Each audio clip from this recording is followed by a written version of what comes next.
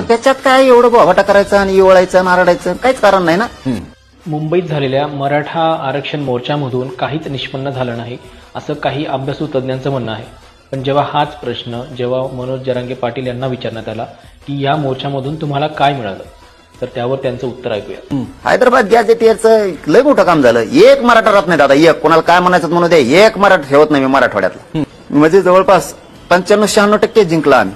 बरं. राहायला उर्वरित महाराष्ट्र थोडा उर्वरित राहिला तर समिती काम करते ना त्यांचंच महाराष्ट्रभर. कोणीच राहणार नाही, कोणीच राज्यात कोणीच राहणार नाही.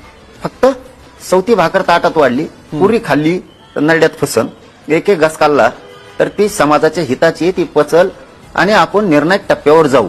आपण दम्मानी घेऊन 75 वर्ष काहीच नव्हतं. 2 वर्षात तुम्हाला 3 कोटी मराठ्याला आरक्षण दिले. बरं. 2च वर्षात. बरं. आणि गॅजेट पण 2 दिलेत.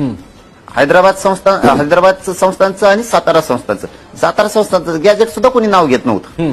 आपण ते वरी आणलं की सातारा संस्थांचं गॅजेट एरिया.